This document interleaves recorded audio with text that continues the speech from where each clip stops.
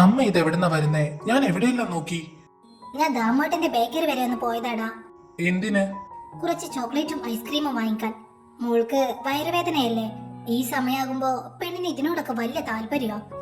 എന്റെ അമ്മയെ എന്നെ വിളിച്ച പോരായിരുന്നോ? ഞാൻ വാങ്ങിട്ട് വരില്ലേ?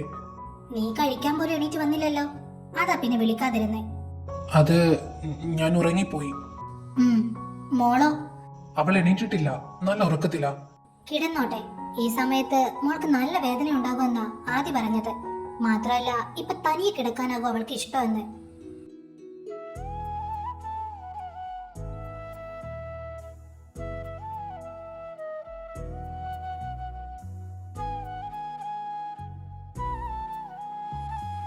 നീ ഇങ്ങനെ നോക്കണ്ട. മോൾക്ക് തനിയെ കിടക്കാനാണ് ആഗ്രഹമെങ്കിൽ അവൾ അടുത്ത മുറി കിടന്നോട്ടെ. നീ അതിന് എതിരൊന്നും പറയാൻ നിൽക്കണ്ട. അന്നത്തെ പോലെ മതില് ചാടാനൊന്നും അവൾ പോവില്ല. അതിന് ഞാനൊന്നും പറഞ്ഞില്ലല്ലോ. നീ ഒന്നും പറയണമെന്നില്ല. നിന്റെ നോട്ടം കണ്ടപ്പോ മനസ്സിലായി നീ എന്താ മനസ്സിൽ ചിന്തിച്ചെന്ന്. അമ്മയുടെ മരുമോൾക്ക് ഒറ്റയ്ക്ക് കിടക്കുന്നതിന് ഇഷ്ടം കെട്ടിപ്പിടിച്ച് കിടക്കുന്നതാ. എന്താടാ? ഏയ്,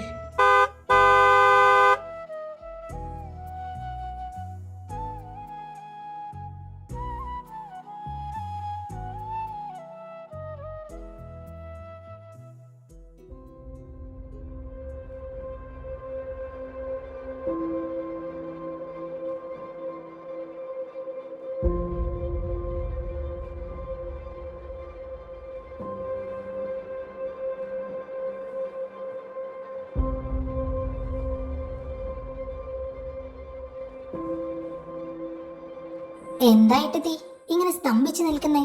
ഞങ്ങൾ ഇവിടെ ഒട്ടും പ്രതീക്ഷിച്ചില്ല അല്ലേ?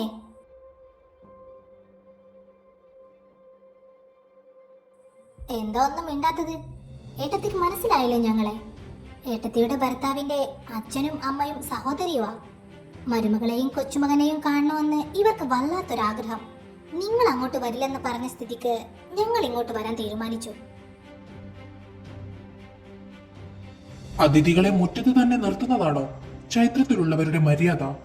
മര്യാദ അർഹിക്കുന്നവരാണെങ്കിൽ ഈ ചൈത്രത്തിലുള്ളവർ അത് അവർക്ക് കൊടുക്കുക തന്നെ ചെയ്യും. അല്ലാത്തവരാണെങ്കിൽ ആ മര്യാദയെക്കുറിച്ച് ഇവിടെ വന്ന് സംസാരിക്കേണ്ട ആവശ്യം പോലുമില്ല. ഉണ്ണി, ഞാൻ നിന്റെ അച്ഛന്റെ അച്ഛനാണ്, നിന്റെ മുത്തശ്ശൻ. അച്ഛൻ എന്ന വാക്കിന്റെ അർത്ഥം നിങ്ങൾക്ക് അറിയാമായിരുന്നു എങ്കിൽ ഇന്ന് എന്റെ മുന്നിൽ നിങ്ങൾ ഇങ്ങനെ വന്ന് നിൽക്കേണ്ടി വരില്ലായിരുന്നു. അന്ന് എന്റെ അച്ഛനെ പടിയിറക്കി വിട്ടിട്ട് ഇപ്പൊ വന്ന് എന്റെ അച്ഛന്റെ അച്ഛനാണെന്ന് പറഞ്ഞ് അവകാശപ്പെടാൻ നാണം തോന്നുന്നില്ലേ നിങ്ങൾക്ക്? അരുത്, ഇവർ നമ്മുടെ അതിഥികളാണ്. നിന്റെ അച്ഛന്റെ അച്ഛനും അമ്മയുമാണ്. അവരെ മുറ്റത്ത് നിർത്തി അധിക്ഷേപിക്കരുത്. നിങ്ങൾ അകത്തേക്ക് വരൂ.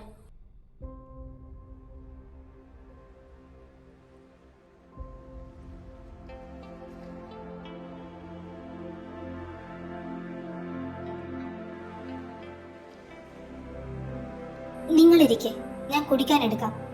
ഇപ്പൊ വേണ്ട മോളെ, ഞങ്ങൾ കഴിച്ചിട്ടാ ഇറങ്ങിയത്. ഉണ്ണിയുടെ ഭാര്യ ആ കുട്ടിയെ കണ്ടില്ലല്ലോ. മോൾക്ക് ചെറിയൊരു വയറുവേദന, കിടക്കുവാ. ഉണ്ണി, അവൻ നിങ്ങളെയെല്ലാം പെട്ടെന്ന് മുന്നിൽ കണ്ടപ്പോ ഉണ്ടായ അമ്പരപ്പണവര്, അല്ലാതെ നിങ്ങളോട് ആരോടും ദേഷ്യമോ വെറുപ്പോ ഉണ്ടായിട്ടല്ല. എന്ന് കരുതി പഴയതൊന്നും മറന്ന് അവൻ നിങ്ങൾ അംഗീകരിക്കുവോ എന്നറിയില്ല. കാരണം അത്രമാത്രം തീക്ഷ്ണമായ അനുഭവങ്ങളിലൂടെയാണ് അവൻ കടന്നു പോയത്. അവനെ സംബന്ധിച്ചിടത്തോളം ഭൂതകാലം എന്നത് അടഞ്ഞൊരു അധ്യായം മാത്രമല്ല, മറിച്ച് ഇപ്പോഴും ജീവിച്ചുകൊണ്ടിരിക്കുന്ന ഓർമ്മകളാണ്. അതിൽ നിന്ന് അവൻ കരകയറി വരാൻ കാത്തിരിക്കേണ്ടി വരും നിങ്ങൾ. ഹേമ മോളെ, നിങ്ങളോട് ക്ഷമിക്കണമെന്ന് പറയാൻ പോലുള്ള അർഹത ഞങ്ങൾക്കില്ലെന്നറിയാം. അന്ന് എന്റെ മഹിമോളുടെ കൈ പിടിച്ച ആ പടി ഇറങ്ങിയപ്പോ ഒരു വാക്കുകൊണ്ട് പോലും തടയാൻ എനിക്ക് കഴിഞ്ഞില്ല. സ്വന്തം മകന്റെ പടിയിറക്കം നോക്കി നിന്ന ഒരു ശപിക്കപ്പെട്ട ജന്മമാണ് ഞാൻ. ഒരമ്മ എന്ന നിലയിൽ ഞാൻ പരാജയപ്പെട്ടു പോയി മോളെ. ഞങ്ങൾ നിങ്ങളോട് ചെയ്തത് കൊടും ക്രൂരതയാണെന്നറിയാം. മഹി എന്റെ ഏക മകനായിരുന്നു. എന്നിട്ടും കുലമഹിമയുടെയും ആഭിജാത്യത്തിന്റെയും പുറകെ പോയി ഞാൻ സ്വന്തം ചോരയെ തള്ളി പറഞ്ഞു. അവനെ ആട്ടിയിറക്കി. അവനെ അവസാനമായി കാണാൻ പോലും ഞങ്ങൾ വന്നില്ല. അത് ഇന്നും ഒരു ശാപമായി എന്റെ ഉറക്കം കെടുത്തുന്നുണ്ട് മോളെ. അവനെ ആട്ടിയിറക്കിയപ്പോ ഞാൻ കരുതി ഞാൻ ജയിച്ചു വന്ന്. പക്ഷേ പരാജയപ്പെട്ടത് ഞാനായിരുന്നു. മഹി പോയതറിഞ്ഞപ്പോ പോലും വരാനുള്ള ധൈര്യം ഞാൻ കാണിച്ചില്ല. അന്ന് വരാതിരുന്നത് വെറുപ്പ് കൊണ്ടല്ല, സ്വന്തം മകന്റെ ജീവനറ്റ ശരീരം കാണാനുള്ള ത്രാണി ഈ അച്ഛനില്ലായിരുന്നു മോളെ. ആ വലിയ തറവാട്ടിൽ ഇപ്പോ രണ്ട് പ്രേതങ്ങളെ പോലെയാണ് ഞങ്ങൾ കഴിയുന്നത്. ഓരോ തൂണിലും മഹിയുടെ ചിരിയുണ്ട്, ഓരോ മുറിയിലും അവന്റെ ഓർമ്മകളുണ്ട്. ആ ഓർമ്മകൾ അവൻ ഞങ്ങളെ ഓരോ നിമിഷവും ശ്വാസം മുട്ടിച്ച് വരിഞ്ഞു മുറുക്കുവാണ്. നിങ്ങളോട് ചെയ്തതിനൊക്കെ ഒന്ന് മാപ്പ് ചോദിക്കാൻ പോലും അവസരം തരാതെ പോയില്ലേ എന്റെ കുഞ്ഞ്. മഹിയേട്ടൻ ആരോടും പരിഭവം വെച്ചിട്ടല്ല പോയത്. മരിക്കുന്ന നിമിഷം വരെ അച്ഛനെ കുറിച്ചും അമ്മയെ കുറിച്ചും സ്നേഹത്തോടെ മാത്രമേ അദ്ദേഹം സംസാരിച്ചിട്ടുള്ളൂ. നിങ്ങൾ ഞങ്ങളോട് ചെയ്തതുപോലെ മഹിയേട്ടൻ ഒരിക്കലും നിങ്ങളോട് ചെയ്യില്ല. ദേഷ്യവും വാശിയും ഏറെയാണെങ്കിലും ജനിപ്പിച്ച അച്ഛനും അമ്മയ്ക്കും ആ സ്ഥാനം കൊടുത്തിരുന്നു. കൂടപ്പിറപ്പായ സഹോദരിയെ സ്നേഹിച്ചിരുന്നു. നിങ്ങളാണ് അതൊക്കെ കാണാതെ പോയത്.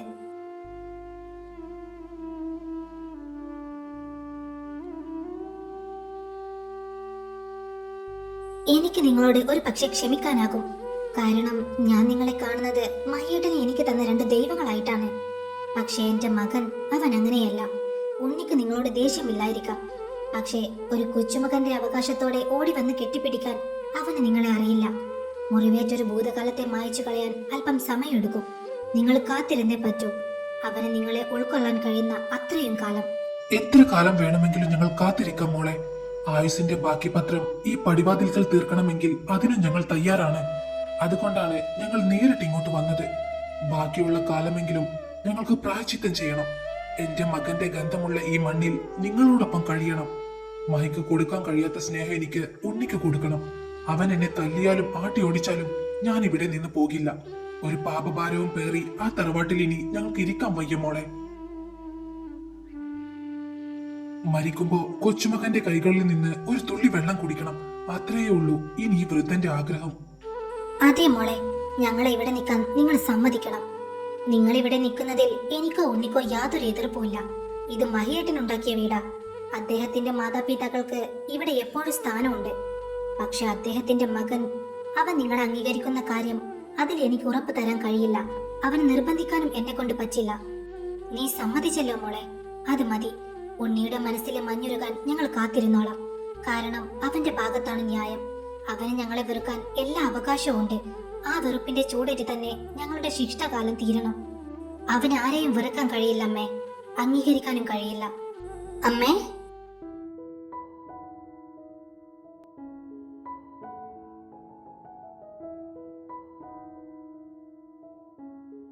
എഴുന്നേറ്റു എന്റെ കുട്ടി. ഇപ്പൊ എങ്ങനെയുണ്ട്? കുറവുണ്ടമ്മേ. ഇത് ഉണ്ണിയുടെ മുത്തശ്ശനും മുത്തശ്ശിയുവാ, മഹിയേട്ടന്റെ അച്ഛനും അമ്മയും. കൂടെയുള്ളത് മഹിയേട്ടന്റെ പെങ്ങൾ മഹിത, വൈശാലിയുടെ അമ്മ.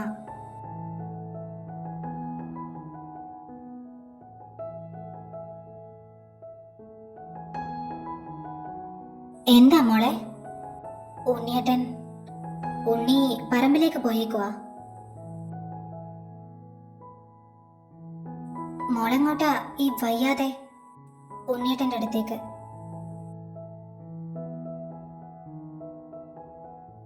ഏട്ടത്തിയുടെ മരുമകളാണ്, കൊള്ളാലോ. ഇവിടെ ഇങ്ങനെ കുറച്ച് ആളുകൾ വന്നിട്ടുണ്ടെന്ന് പോലും ഗൗനിക്കാതെയല്ലേ ആ കുട്ടി പോയത്. ഇതാണോ ആ കുട്ടിയുടെ വീട്ടിൽ നിന്നും പഠിപ്പിച്ചു വിട്ടത്? ഭർത്താവിന്റെ മുത്തശ്ശനും മുത്തശ്ശിയും ആണെന്ന മര്യാദ പോലും കാണിച്ചില്ലല്ലോ. ഒരു വാക്ക് മിണ്ടാനുള്ള സംസ്കാരം പോലും ഇല്ല ആ കുട്ടിക്ക്.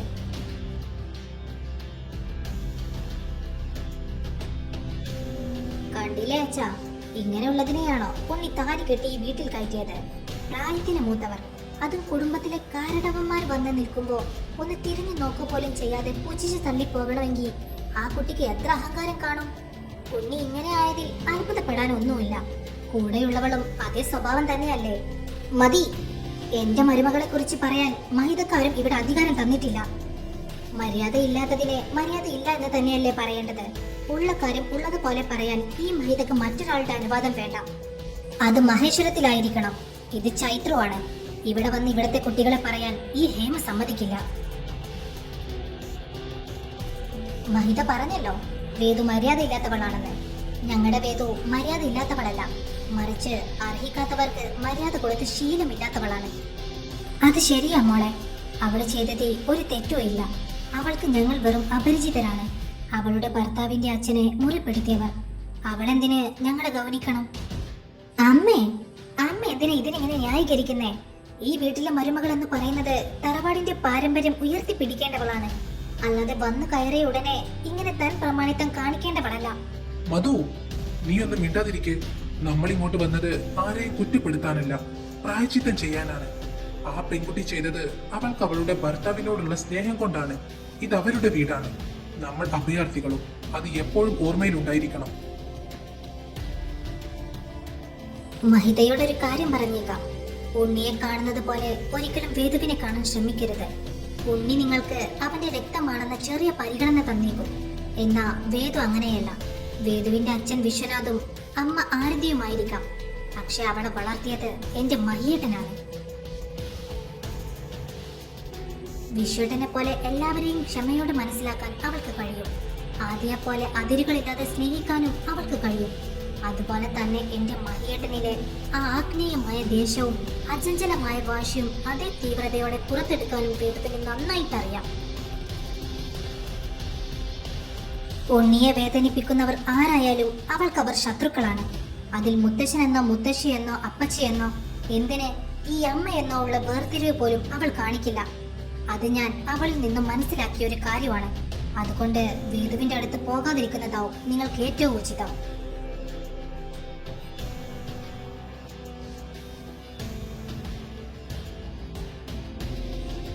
വരൂ, ഒരുപാട് ദൂരം യാത്ര കഴിഞ്ഞ് വന്നതല്ലേ, നിങ്ങൾക്കുള്ള മുറി കാണിച്ചു തരാം.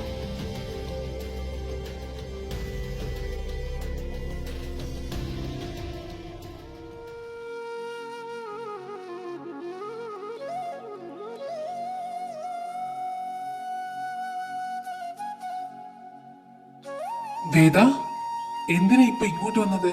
നിനക്ക് വയ്യാത്തതല്ലേ? വാ, ഇവിടെ ഇരിക്കെ.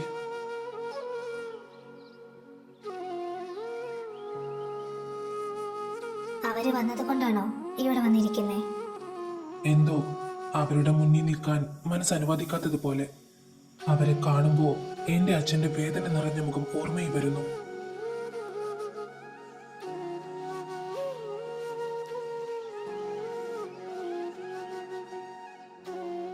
അവരിനി ഇവിടെയാണല്ലേ?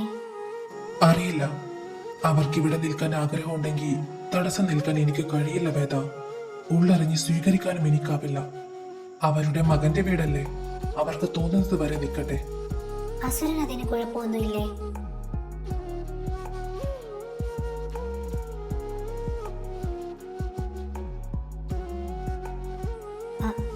അത് ഞാൻ പെട്ടെന്ന്. But I really like that name from you, Veda.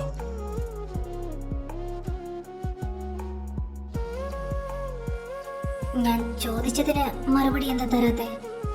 എനിക്ക് കുഴപ്പമുണ്ടോന്ന് ചോദിച്ചാ അവരെ കാണുമ്പോ പഴയതെല്ലാം ഓർമ്മയിൽ വരും. ആ ഒരു വിഷമം മാത്രം. എന്ന് കരുതി എല്ലാത്തിൽ നിന്നും ഒളിച്ചോടാൻ പറ്റില്ലല്ലോ.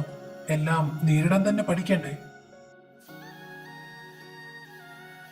അല്ല, എന്റെ പെണ്ണെന്തിനാ ഇപ്പൊ ഇങ്ങോട്ട് വന്നത്? അത് ഞാൻ വെറുതെ വന്നതാ. എനിക്ക് അവിടെ ഇരുന്ന് ബോറടിച്ചപ്പോ. കള്ളം പറയേണ്ട വേദ, നിന്റെ കണ്ണുകൾ പറയുന്നുണ്ട് നീ നിന്റെ അസുരനെ തിരഞ്ഞു വന്നതാണെന്ന്. എന്റെ അവസ്ഥ എന്താണെന്ന് അറിയാഞ്ഞിട്ട് എന്റെ കുഞ്ഞിന് സമാധാനം കിട്ടിക്കാണില്ല അല്ലേ? എന്നാര് പറഞ്ഞു? നിങ്ങൾ വെറുതെ ഓരോന്ന് ആലോചിച്ചു കൂട്ടണ്ട. എനിക്ക് നിങ്ങളെ കാണാൻ ഒരാഗ്രഹവും ഇല്ല.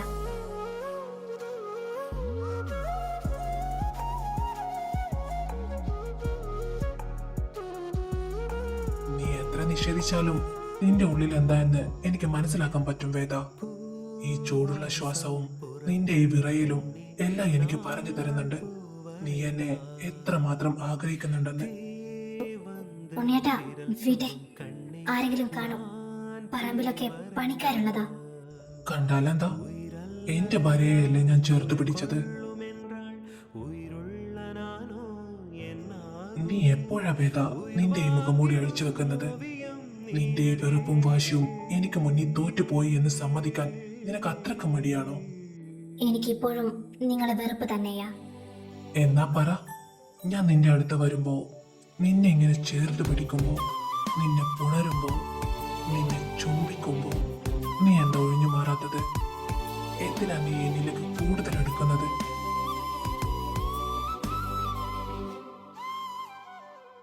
പഴയ പോലെ എന്നോട് വെറുപ്പ് കാണിക്കുന്നില്ല, ദേഷ്യം കാണിക്കുന്നില്ല, വാശി കാണിക്കുന്നില്ല. എന്തിനേറെ പറയണം, ഇപ്പൊ ഇവിടേക്ക് എന്നെ അന്വേഷിച്ചു പോലും വന്നില്ലേ നീ? പരവേദ, നീ എന്നെ സ്നേഹിച്ചു തുടങ്ങിയില്ലേ?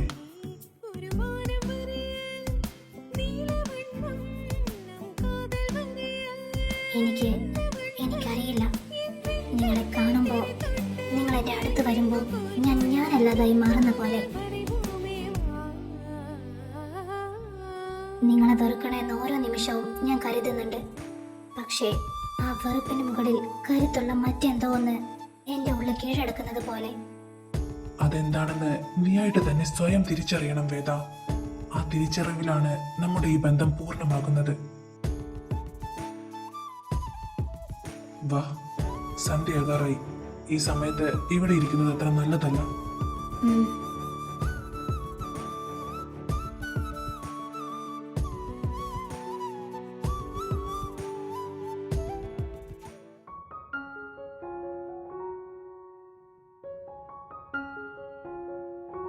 ഇപ്പോഴാണോ ഉണ്ണി കയറി വരുന്നേ? നീ ഇങ്ങ് വന്നേ. എന്താ അമ്മേ? നീ കടയിൽ പോയിട്ട് ചിക്കനോ മറ്റോ വാങ്ങിയിട്ട് വാ. അവരൊക്കെ ഇന്ന് വന്നല്ലേ ഉള്ളൂ. എന്നാ പെട്ടെന്ന് ചെല്ല്. ഉണ്ണി, വൈശമോൾ ഇതുവരെ വന്നിട്ടില്ല. അവളുടെ ഫ്രണ്ട്സിന്റെ കൂടെ ഷോപ്പിങ്ങിന് പോയതാ. നേരത്തെ വിളിച്ചപ്പോ മാളിലുണ്ടെന്ന് പറഞ്ഞു. ഉണ്ണി അവളെ ഒന്ന് വിളിച്ചിട്ട് വരാവോ? അവൾ ഒറ്റയ്ക്കല്ലേ? മാത്രമല്ല, നേരെ ഇരുട്ടി തുടങ്ങി. ഒരു പെൺകുട്ടി ഈ രാത്രിയിൽ ഒറ്റയ്ക്ക് വരുന്നത് അത്ര സേഫ് ആയിട്ടുള്ള കാര്യമല്ല. നീ അങ്ങോട്ട് പോകുന്നുണ്ടെങ്കിൽ അവളെ കൂടെ ഒന്ന് കൂട്ടിയിട്ട് വരുന്നത് നല്ലതല്ലേ? നമ്മുടെ കുട്ടിയുടെ റെസ്പോൺസിബിലിറ്റി നമ്മൾ തന്നെയല്ലേ നോക്കേണ്ടത്? പോയി അവൾക്കറിയില്ലേ തിരിച്ചു വരാൻ. ഇനി പറ്റില്ലെങ്കിൽ തറവാട്ടിൽ നിന്ന് കൊണ്ടുവന്ന ഡ്രൈവർ ഉണ്ടല്ലോ മുറ്റത്ത്, ചെന്ന് പറയും മകളെ കൂട്ടിക്കൊണ്ടുവരാൻ. എന്തായാലും ടൗണിലേക്ക് പോകുമല്ലേ ഉണ്ണി? തിരിച്ചു വരുമ്പോ വൈശാലിയെ കൂടെ കൂട്ടിയേക്ക്. എന്നാ അമ്മേ, ഞാൻ പോയിട്ട് വരാം. ഞാനും വരുന്നു.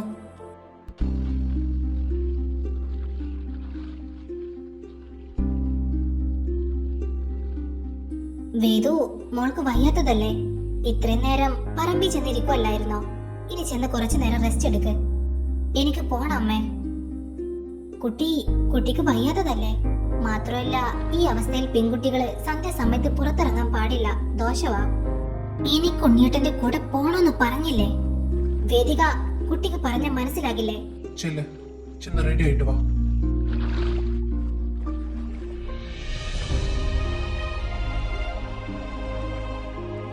ഉണ്ണി, പോയി പെട്ടെന്ന് വന്നേക്കണം. കൊച്ചിന് വയ്യാത്തതാ. ശരി അമ്മേ. ആ കുട്ടിക്ക് ഭയങ്കര വാശിയാണല്ലേ? പെൺകുട്ടികളായ ഇത്രയും വാശി പാടില്ല. ആര് പറഞ്ഞു? ഞങ്ങളുടെ കുട്ടിയല്ലേ, ഞങ്ങളോടല്ല അവളുടെ വാശി. ഞങ്ങൾക്കത് പ്രശ്നമില്ല. മോൾക്ക് ആ കുട്ടിയെ ഭയങ്കര ഇഷ്ടമാണല്ലേ? ഒത്തിരി ഇഷ്ട. എന്റെ മഹിയേട്ടന്റെ ജീവനായിരുന്നില്ലേ അവൾ? സത്യം പറഞ്ഞ മഹിയേട്ടൻ ഉണ്ണിയേക്കാൾ ഇഷ്ടം വേദുവിനോടായിരുന്നു. അദ്ദേഹത്തിന്റെ പ്രാണനായിരുന്നു അവൾ. അവള് കാട്ടിക്കൂട്ടുന്ന ഓരോ വികൃതികളും കണ്ട് അദ്ദേഹം മനസ്സ് നിറഞ്ഞു ചിരിക്കുമായിരുന്നു. വേദുവിനെ എപ്പോഴും അങ്ങനെ ചിരിച്ചും കളിച്ചും കാണാനായിരുന്നു മഹിയേട്ടന് ഇഷ്ടം. പഴയ വേദു ഇങ്ങനെയൊന്നും അല്ല. നല്ല കുറുമ്പും വാശിയും ഒക്കെ ഉള്ള കൂട്ടത്തിലായിരുന്നു.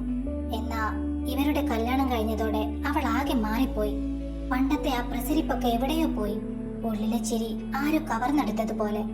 ഇവരുടെ കല്യാണം നടക്കാനുണ്ടായ സാഹചര്യം വൈശാലി പറഞ്ഞ് നിങ്ങൾ അറിഞ്ഞു കാണുമല്ലോ. വൈശമോൾ പറഞ്ഞിരുന്നു. വിശ്വട്ടിന് വേണ്ടിയായിരുന്നു അവൾ ഉണ്ണിയുമായിട്ടുള്ള വിവാഹത്തിന് സമ്മതിച്ചത്. അന്ന് ഈ വീട്ടിലേക്ക് വലതുകാൽ വെച്ച് കയറിയ നിമിഷം മുതൽ അവളുടെ ഉള്ളിലെ പ്രകാശം അണഞ്ഞതുപോലെയായിരുന്നു. വിവാഹം കഴിഞ്ഞെങ്കിലും ഉണ്ണിയെ തന്റെ ഭർത്താവായി അംഗീകരിക്കാൻ ബുദ്ധിമുട്ടായിരുന്നു മോൾക്ക്. നിങ്ങളിപ്പോ കണ്ട വാശിയോ ദേഷ്യമോ ഒന്നും ഈ കുറച്ച് നാളുകളായി അവൾ കാണിച്ചിരുന്നില്ല. പഴയ വേദുവിന്റെ ഒരു നിഴൽ മാത്രമായി മാറിപ്പോയിരുന്നു അവൾ.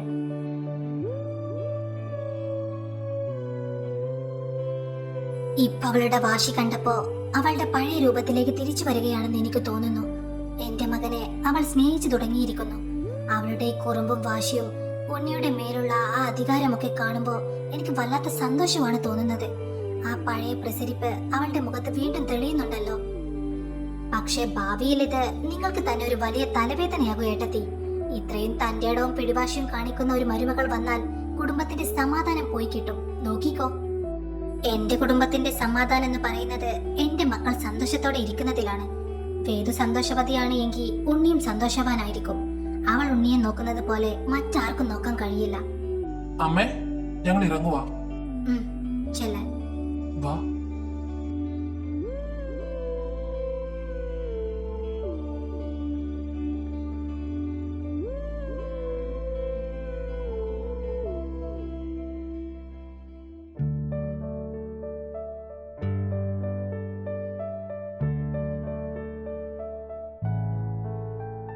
വേദന കുറവുണ്ടോ? കുറവുണ്ട്. എന്തിനാ ഇപ്പോ ഇത്ര വാശി പിടിച്ച് എന്റെ കൂടെ വന്നത്? വയ്യാതിരിക്കുമല്ലായിരുന്നോ? എനിക്ക് വരണമെന്ന് തോന്നി, ഞാൻ വന്നു. അതിനിപ്പോ നിങ്ങൾക്കെന്താ പ്രശ്നം? എനിക്കൊരു പ്രശ്നവും ഇല്ല. പക്ഷേ എന്റെ കുഞ്ഞിനെന്തോ പ്രശ്നമുള്ളത് പോലെ തോന്നുന്നു. എനിക്കോ? എന്ത്? എവിടെയോ ഒരു കുശുമ്പ് മുള പൊട്ടിയിട്ടുണ്ടോ എന്നൊരു സംശയം. ഞാൻ വൈശാലിയെ കൂട്ടിക്കൊണ്ട് വരുന്നത് എന്റെ കുഞ്ഞിനത്ര പിടിച്ചിട്ടില്ല അല്ലേ? എന്നെ ആർക്കും വിട്ടുകൊടുക്കാൻ വയ്യാത്ത നിന്റെ ഈ കുശുമ്പുണ്ടല്ലോ, എനിക്കത് വല്ലാതെ ഇഷ്ടപ്പെടുന്നുണ്ട് വേദ. എനിക്ക് കുശുമ്പൊന്നുമില്ല. അല്ലേലും ഞാനെന്തിനാ കുശുമ്പ് കാണിക്കുന്നത്? എനിക്ക് വേറെ പണിയില്ലേ? കള്ളി.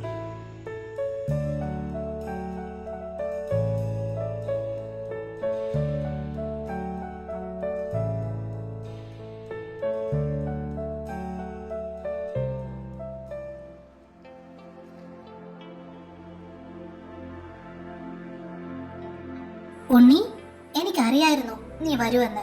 ഞാൻ എത്ര നേരമായി കാത്തിരിക്കുക. ഫോണാണെങ്കിൽ സ്വിച്ച് ഓഫ് ആയി പോവുകയും ചെയ്തു. വന്ന് കേറ്. വേദികയുണ്ടായിരുന്നോ? എന്താ ചേച്ചി, ഞാൻ വന്നത് ചേച്ചിക്ക് പിടിച്ചില്ലേ? ഞാൻ ചോദിച്ചെന്നേ ഉള്ളൂ.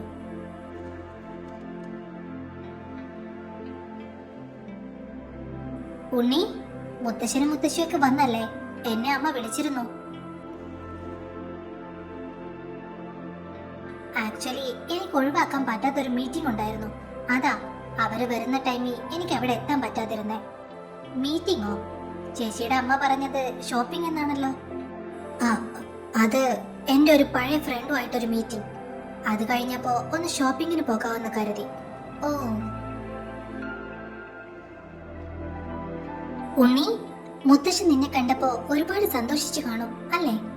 പാവം, ആ തറവാട്ടി നിന്നെ കുറിച്ച് മാത്രം ഓർത്ത് കഴിയുമായിരുന്നു മുത്തശ്ശൻ.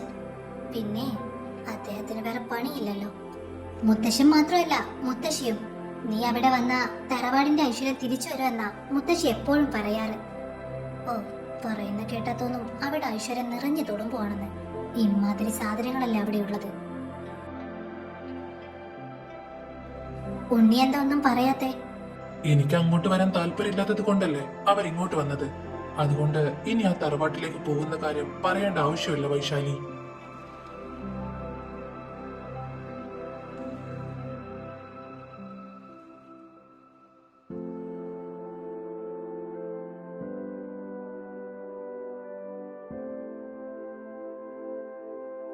ആ, എത്തിയോ? നിങ്ങൾ എന്താ ഇത്ര വൈകിയത്? ഞാൻ എത്ര പേടിച്ചെന്നറിയാവോ? Phone വിളിച്ചിട്ടാണെങ്കിൽ switch ഓഫും. ഈ രാത്രി വൈശു ഒറ്റയ്ക്ക് നിൽക്കുന്നത് ഓർത്തപ്പോ എനിക്ക് സമാധാനം ഇല്ലായിരുന്നു. അതമ്മേ, ഫോണിൽ ചാർജ് തീർന്നു പോയി. ടൗണിലാണെങ്കിൽ നല്ല തിരക്കും. പിന്നെ ഉണ്ണി വരാൻ അല്പം വൈകുകയും ചെയ്തു. കണ്ടോ ഉണ്ണി, ഇവൾക്ക് സിറ്റിയെ കുറിച്ച് അത്ര വലിയ ധാരണ ഒന്നുമില്ല. ഇങ്ങനെയുള്ള സമയത്ത് നീ കൂടെ ഉണ്ടാകുന്നത് ഒരു ആശ്വാസമാ. വേദ, നീ ഇത് അകത്തേക്ക് കൊണ്ടുപോയി അമ്മക്ക് കൊടുക്ക്. ഞാനൊന്ന് ഫ്രഷ് ആവട്ടെ.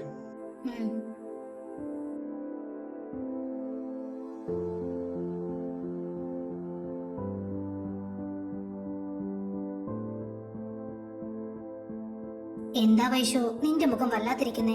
ഉണ്ണി എന്തെങ്കിലും പറഞ്ഞോ? ഉണ്ണി എന്തെങ്കിലും പറയുന്നത് പോട്ടെ, എനിക്ക് അവനോട് മര്യാദക്കൊന്ന് സംസാരിക്കാൻ പോലും കഴിഞ്ഞില്ല. അവൾ എന്തിനാ ഉണ്ണിയുടെ കൂടെ എഴുന്നള്ളിയേ? എനിക്ക് അവനെ ഒന്ന് ഒറ്റയ്ക്ക് കിട്ടാൻ വേണ്ടിയാ ഉണ്ണിയോട് എന്നെ പിക്ക് ചെയ്യാൻ വരാൻ അമ്മയെ കൊണ്ട് പറയിപ്പിച്ചത്. അത് നശിപ്പിച്ചില്ലേ അവൾ? നീ പറഞ്ഞ പോലെ ആ പെണ്ണ് നമ്മുടെ വഴിയിലെ വലിയൊരു തടസ്സമാണ്. ചെറിയ പെണ്ണാണ്, പക്വതയില്ല, അബദ്ധത്തിൽ നടന്ന വിവാഹമാണ് എന്നൊക്കെ പറഞ്ഞ് നമ്മൾ അവളെ വില കുറച്ച് കണ്ടു. പക്ഷെ ഇവിടെയുള്ളവർക്ക് അവൾ ഇത്രത്തോളം പ്രിയപ്പെട്ടവളാണെന്ന് കരുതിയില്ല. ഏട്ടത്തി പോലും അവൾക്ക് കൂടെ പിടിച്ചാണ് നടപ്പ്. അവളെ ഒരു നോക്കുകൊണ്ട് പോലും വേദനിപ്പിക്കാൻ അവർ സമ്മതിക്കുന്നില്ല. അവളാണമ്മേ ഇപ്പൊ നമ്മുടെ ഏറ്റവും വലിയ ശത്രു. അവളിവിടെ ഉള്ളിടത്തോളം കാലം ഉണ്ണിയെ നമുക്ക് തറവാട്ടിലേക്ക് എത്തിക്കാൻ പറ്റില്ല. സോ ആദ്യം രണ്ടിനും രണ്ടു വഴിക്കാക്കണം. ഞാൻ മനസ്സിലാക്കിയിടത്തോളം ഉണ്ണിയെ അവളിൽ നിന്നും അകറ്റാൻ നമുക്ക് പ്രയാസമാണ് വൈശു. പക്ഷെ വേദിക, അവൾ സ്വയം ഉണ്ണിയെ വിട്ടു പോകണം. അവൾ ഒഴിഞ്ഞു പോയാൽ മാത്രമേ നിനക്ക് അവന്റെ ജീവിതത്തിലേക്ക് അധികാരത്തോടെ കയറി ചെല്ലാൻ പറ്റൂ. അതിന് നമ്മൾ എന്ത് ചെയ്യും അമ്മേ? അവൾ ഉണ്ണിയെ വിട്ടു പോകുമെന്ന് അമ്മയ്ക്ക് തോന്നുന്നുണ്ടോ? പോകും. പോയില്ലെങ്കിൽ നമ്മൾ അവളെ പറഞ്ഞു വിടണം. അതിനാദ്യം അവൾക്ക് ഈ വീട്ടിൽ നിൽക്കാൻ പറ്റാത്ത സാഹചര്യം നമ്മൾ ഉണ്ടാക്കണം. സഹിക്കിട്ട് അവൾ ഇവിടെ നിന്ന് പോകണം. എന്നാൽ നമ്മൾ വിചാരിച്ച പോലെ എല്ലാം നടക്കും. അമ്മയുടെ മനസ്സിൽ എന്തെങ്കിലും പ്ലാൻ ഉണ്ടോ? വാ പറയാം.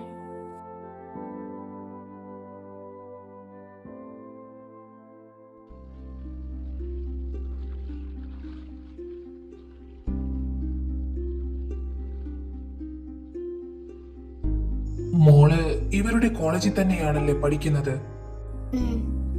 വിശ്വനാഥനെ എനിക്ക് നേരിട്ടറിയില്ലെങ്കിലും മഹിയുടെ ഏറ്റവും വലിയ കൂട്ടുകാരനായിരുന്നു എന്നറിയാം. എന്റെ അച്ഛന് മഹിയച്ഛൻ വെറും ഒരു ഫ്രണ്ട് മാത്രമായിരുന്നില്ല, അച്ഛന്റെ കൂടെപ്പിറപ്പ് തന്നെയായിരുന്നു. മഹിയച്ഛൻ സ്വന്തം വീടിന്റെ പടിയിറങ്ങി ഈ മണ്ണിൽ അഭയം തേടി വന്ന അന്ന് മുതൽ മരിക്കുന്നത് വരെ അദ്ദേഹത്തിന്റെ എല്ലാ സങ്കടങ്ങളിലും സന്തോഷങ്ങളിലും നിഴലായി കൂടെ നിന്നത് എന്റെ അച്ഛൻ മാത്രമായിരുന്നു. അറിയാം മോളെ, മഹിയെ ഞങ്ങൾ കൈവിട്ടപ്പോ അവന് താങ്ങായി നിന്നത് വിശ്വനാഥനാണ്. ആ കടപ്പാട് എന്നും ഞങ്ങളുടെ ഉള്ളിലുണ്ടാകും. മോളുടെ അച്ഛനെ ഒന്ന് നേരിട്ട് കണ്ട് ആ നന്ദി പറയണമെന്നുണ്ട്. വിശ്വച്ചൻ എന്റെ അച്ഛന് ചെയ്തതൊക്കെ സ്നേഹം കൊണ്ടാണ്, അല്ലാതെ ആരിൽ നിന്നും നന്ദിയോ പ്രതിഫലമോ ആഗ്രഹിച്ചല്ല. എന്റെ അച്ഛൻ അനുഭവിച്ച ഒറ്റപ്പെടൽ കണ്ടപ്പോ സഹിക്കാൻ കഴിയാതെ കൂടെ കൂട്ടിയതാണ് അദ്ദേഹം. ആ സ്നേഹത്തെ വെറും നന്ദി വാക്കുകൾ കൊണ്ട് അളക്കാൻ നിൽക്കരുത് മോനെ. നീ പഴയതൊന്നും മറക്കില്ലെന്ന് എനിക്കറിയാം. എങ്കിലും നിന്റെ മുത്തശ്ശനായ എന്നോട് ഒരു വാക്ക് ഒന്ന് സ്നേഹത്തോടെ സംസാരിച്ചൂടെ?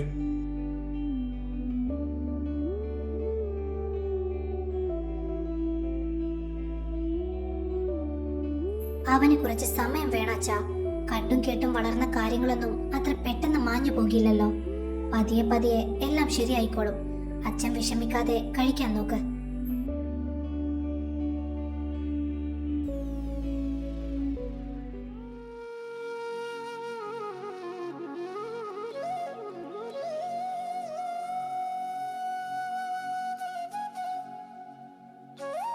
പ്രായമായെന്നും ഒറ്റപ്പെട്ടെന്നും തോന്നുമ്പോ സ്നേഹം തേടി വരുന്നത് വെറും ഒരു സ്വാർത്ഥതയല്ലേ വേദ?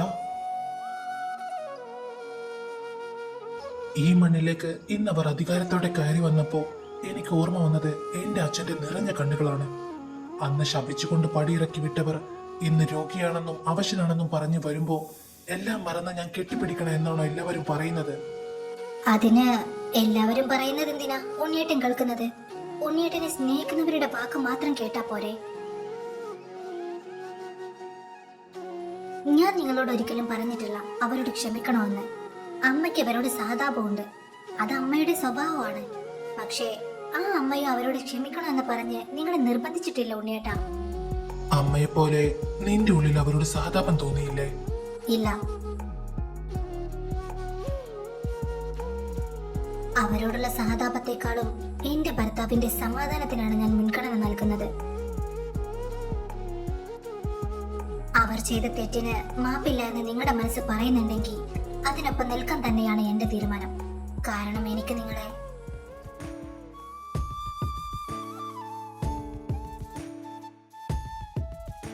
നിനക്കെന്നെ അതെ.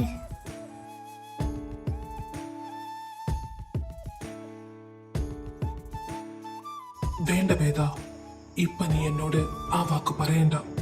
കാരണം നീ പോലും അറിയാതെയാ നീ അത് പറയാൻ വന്നത്. എന്നോട് ചോദിച്ചില്ലേ എന്നെ സ്നേഹിക്കുന്നവരുടെ വാക്ക് മാത്രം കേട്ടാ പോലെ എന്ന്? ആ ചോദ്യത്തിൽ തന്നെയുണ്ട് നീ ഇപ്പൊ പറയാൻ വന്നത് എന്താണെന്ന്. ഞാൻ നിന്നോട് ഒരു തെറ്റ് ചെയ്തു എന്ന് നീ വിശ്വസിക്കുന്നില്ലേ? അന്ന് നടന്ന കാര്യങ്ങളിൽ ഞാൻ കുറ്റക്കാരനല്ല എന്ന് നീ എന്തെങ്കിലും തിരിച്ചറിയുന്ന ഒരു നിമിഷം ഉണ്ടാകും. അന്ന് നിന്റെ മനസ്സ് നിറഞ്ഞു വേണം നീ ഇപ്പൊ പറയാൻ വന്നത് എന്നോട് പറയാൻ? അതുവരെ നിന്റെ ഉള്ളിലുള്ളത് ഒരു രഹസ്യമായി ഇരുന്നോട്ടെ. നിനക്ക് എന്നോട് വെറുപ്പില്ല എന്ന് ഞാൻ മനസ്സിലാക്കി കഴിഞ്ഞു. എനിക്കത് മതി.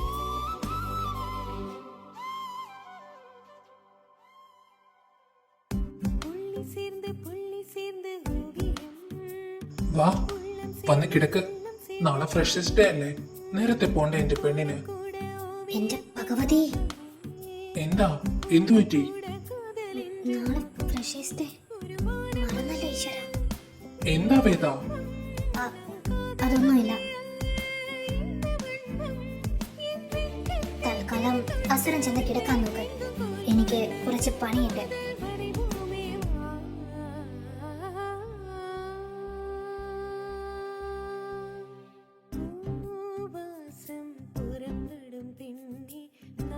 ഏയ്, എന്തീ കാണിക്കുന്നേ? എന്നെ താഴെ ഇറക്ക്.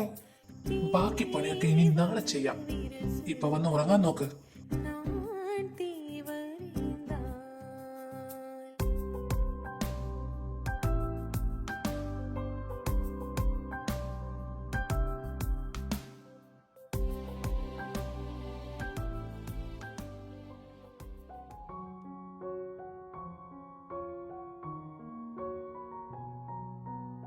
എടി, 10 മണിക്കല്ലേ ഫംഗ്ഷൻ തുടങ്ങുന്നത്? അതെ. നീ ഏത് പാട്ട് പാടാൻ പോകുന്നേ? അറിയില്ല. അറിയില്ലെന്നോ? അപ്പൊ നീ പാട്ടൊന്നും നോക്കി വെച്ചിട്ടില്ലേ? ഇല്ല. ആ സമയത്ത് മനസ്സിലേക്ക് ഏത് പാട്ടാണോ വരുന്നത് അത് പാടും.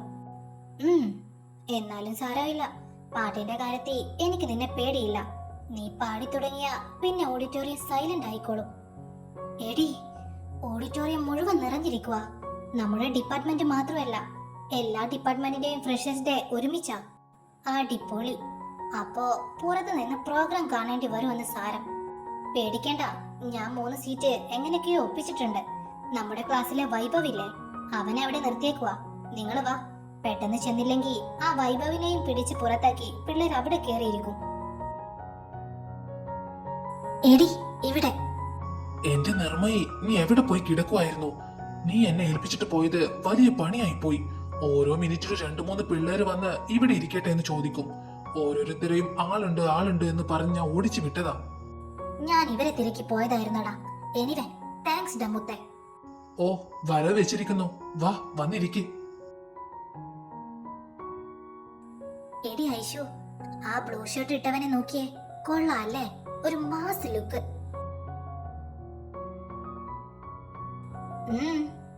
അത് നമ്മുടെ സീനിയർ അടി. കണ്ടില്ലേ അവരുടെ ഡ്രസ്സിന്റെ കളർ കോഡ്? ഒരു മയത്തിലൊക്കെ നോക്ക്. നമുക്കെന്ത് ജൂനിയർ സീനിയർ എന്നൊക്കെ. കാണാൻ കൊള്ളാവുന്ന ചുള്ളന്മാരെ കണ്ടാൽ നോക്കും. അത് പ്രകൃതി നിയമാ. അടി വാങ്ങി തരരുത്. എണീറ്റ് പോടാ അവിടുന്ന്.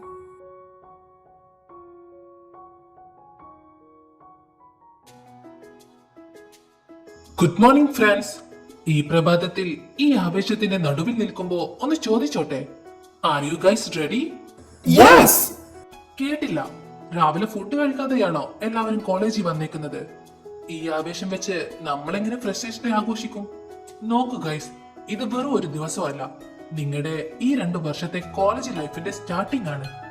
ഇവിടുത്തെ ഈ മധുരകൾക്ക് പോലും നിങ്ങളുടെ ശബ്ദം കേട്ട് വിറയിൽ വരണം. So I asked once again, are you guys ready? Yes. Good. That's the spirit. ഇപ്പോഴാണ് ഈ ഓഡിറ്റോറിയത്തിന് ഒരു ജീവൻ വന്നത്.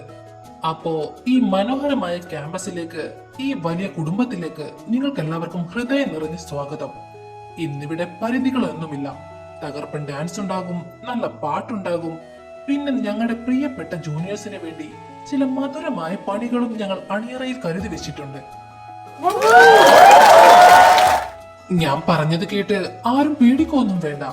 ഇത് നിങ്ങളെ വേദനിപ്പിക്കാനല്ല, മറിച്ച് നമ്മുടെ ഇടയിലെ ആ ഐസ് ഒന്ന് ബ്രേക്ക് ചെയ്യാൻ വേണ്ടിയാ. സൗഹൃദങ്ങളുടെ പുതിയ ലോകത്തേക്ക് നിങ്ങൾ ചുവട് വെക്കുമ്പോ ചെറിയൊരു സ്റ്റാർട്ടിംഗ് ആവശ്യമാണല്ലോ. അപ്പൊ ഗൈസ്, നമുക്ക് അധികം സമയം കളയണ്ട. ഇന്നത്തെ ഈ മാമാങ്കത്തിന് തുടക്കം കുറിക്കാം. ഓക്കെ ഗൈസ്, അപ്പോ അഷിം പറഞ്ഞതുപോലെ നമുക്ക് പണി തുടങ്ങാം. എന്റെ കയ്യിലുള്ള ഈ ബൗളിൽ നിങ്ങളുടെ എല്ലാവരുടെയും പേരുണ്ട്. ഇതിൽ നിന്ന് ഞങ്ങൾ ഓരോ പേരായി നറുക്കെടുക്കും. പേര് വിളിക്കുന്നവർ ഒട്ടും മടിക്കാതെ സ്റ്റേജിലേക്ക് വരണം. ഓരോരുത്തർക്കും ഓരോ ടാസ്ക് ഉണ്ടാകും. അത് ഭംഗിയായി ചെയ്ത നിങ്ങൾക്ക് സീറ്റിലേക്ക് മടങ്ങാം. Okay? Okay. So, the first one is Nirmai Ravishankar, Department of Physics. Nirmai, please come to the stage. എന്താടാ? അല്ല, നീയല്ലേ നിർമ്മയി രവിശങ്കർ? നിന്നെയല്ലേ അവർ വിളിച്ചത്? എന്നെയോ? Nirmayi, please come to the stage. ചെല്ലടി.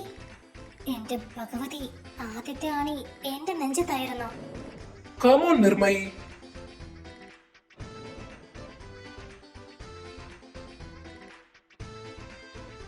Okay Nirmayi, ഇതിൽ നിന്നും ഒരെണ്ണം എടുക്ക്. തന്റെ ഭാഗ്യം പോലെ ഇരിക്കും ബാക്കി കാര്യങ്ങളൊക്കെ.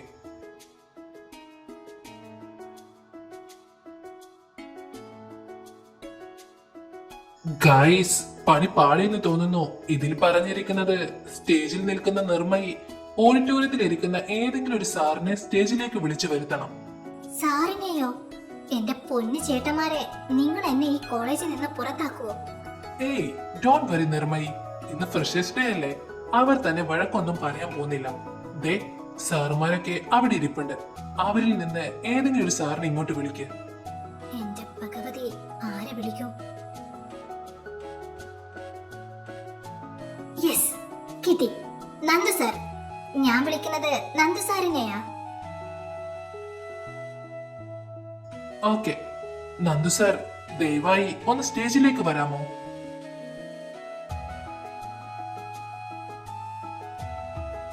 ഓക്കെ, ടാസ്ക് ഇതാണ്. ഒരു തെലുങ്ക് പടത്തിലെ വില്ലൻ സ്റ്റൈലിൽ സാറിനോട് കുറച്ച് പച്ചക്കറികളുടെ പേര് പറഞ്ഞ് വിരട്ടണം. വാട്ട്?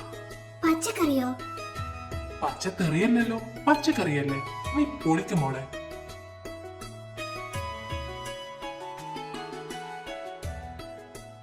ഏയ് ഹലോ, താനെന്തിനാണ് ചിരിക്കുന്നേ? താൻ വിചാരിച്ചോ തനിക്ക് ഇതിൽ നിന്നൊക്കെ അങ്ങ് രക്ഷപ്പെടാമെന്ന്? തന്റെ മുഖത്തിരിക്കുന്ന ആ ചീര മുളയ്ക്കുന്ന പോലത്തെ പാവ ഇമേജ് ഉണ്ടല്ലോ, അതൊക്കെ അങ്ങ് മടക്കി വെച്ചോ. കൈപ്പുള്ള പാവയ്ക്ക് പോലെ താൻ മിണ്ടാതെ നിന്നാലും തന്റെ മനസ്സിലെ ആ മുളകിന്റെ എരിവ് എനിക്ക് നന്നായി മനസ്സിലാകുന്നുണ്ട്. തന്നെ ഞാൻ വെറുതെ വിടുമെന്ന് കരുതിയോ? മണ്ണിൽ പൂണ്ട് കിടക്കുന്ന ചേന പോലെ ഒളിച്ചിരുന്നാലും തുരന്നെടുക്കുന്ന മത്തങ്ങെ പോലെ തന്റെ ഉള്ളിൽ ഞാൻ കവർന്നെടുക്കും. തന്നെ കാണാൻ ഒരു വെള്ളരിക്ക പോലെ പാവമാണെന്ന് തോന്നും. പക്ഷെ ഉള്ളിൽ നിറയെ വിത്തുകളുള്ള തക്കാളി പോലെ താൻ ആർക്കും പിടികൊടുക്കാത്ത ഒരാളാണെന്ന് എനിക്കറിയാം. തന്റെ ഓരോ നീക്കവും ഞാൻ ശ്രദ്ധിക്കുന്നുണ്ട്. ഒടുവിൽ തന്നെ എന്റെ കൈ കെട്ടിയ ഇഞ്ചി ചതക്കുന്ന പോലെ തന്നെ ഞാൻ ചതച്ചെടുക്കും. നോക്കിക്കോ.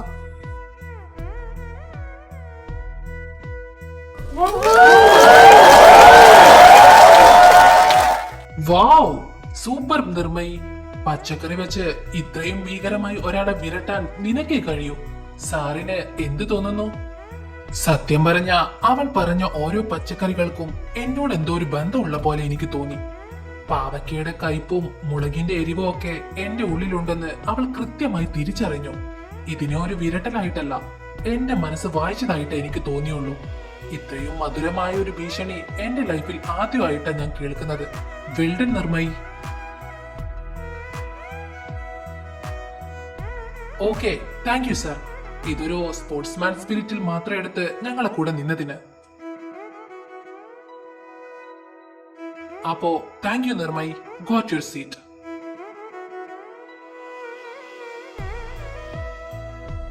നീ സാറിന് നല്ല കൊട്ടു കൊടുത്തു അല്ലേ? അല്ല പിന്നെ, ദൈവമായിട്ട് തന്ന അവസരമാണ്. ഞാനായിട്ടത് പാഴാക്കിയ ദൈവത്തിനത് സങ്കടമാവില്ലേ? സങ്കടാവും. നീ കുഞ്ഞേട്ടന്റെ മുഖം ശ്രദ്ധിച്ചോ? പുള്ളിക്ക് എന്തോ ഡൗട്ട് തോന്നിയിട്ടുണ്ട്. നിന്നെ മിക്കവാറും കുടയുമെന്നാ എനിക്ക് തോന്നുന്നേ. അതിന് നിന്റെ കുഞ്ഞേട്ടൻ ഒന്നുകൂടെ ജനിക്കണം. പിന്നെ നിങ്ങൾ ആരെ കുറിച്ച് ഈ പറയുന്നേ? ആരെ ഈ കുഞ്ഞേട്ടൻ? വേറെ ആര്? നന്ദു സാറ് തന്നെ.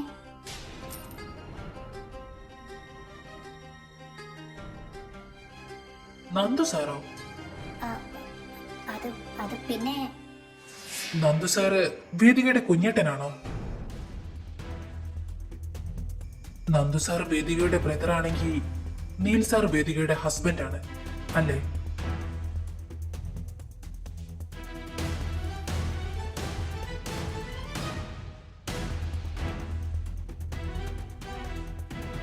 ഇതെങ്ങനെ നിനക്കറിയാം?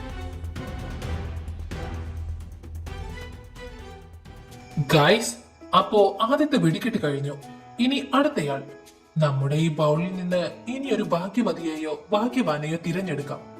അപ്പോ അടുത്ത ടോക്കൺ വീണിരിക്കുന്നത് Vedika Viswanath, also the department of physics. Vedika, please come to the stage. ചെല്ല, നമുക്ക് സംസാരിക്കാം. ഉം.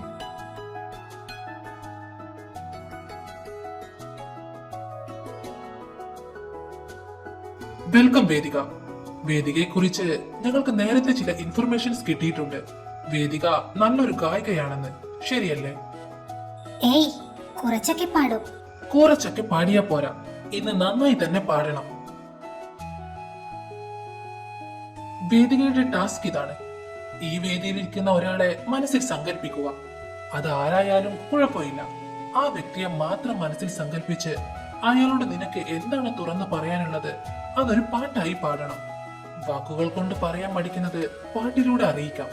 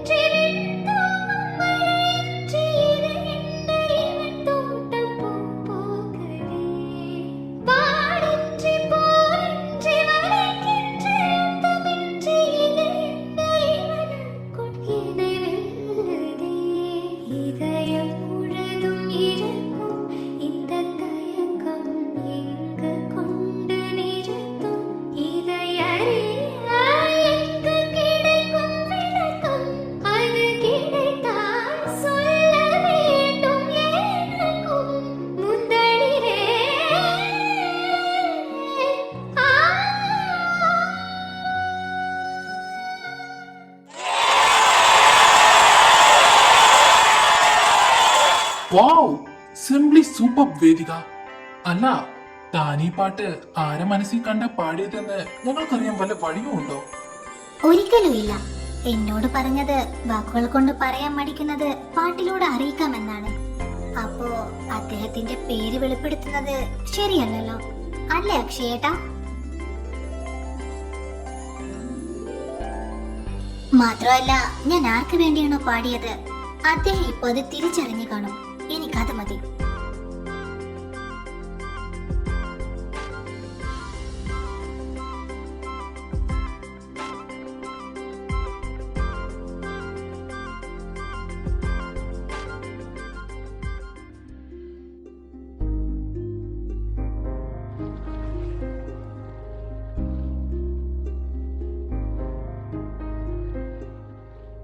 പറ വൈഭവ്, നിനക്കെങ്ങനെ വേദുവിനെ കുറിച്ചറിയാം? എന്റെ ബ്രദറിന്റെ വൈഫിനെ കുറിച്ച് എനിക്കറിയാതിരിക്കുമോ നിർമ്മയി?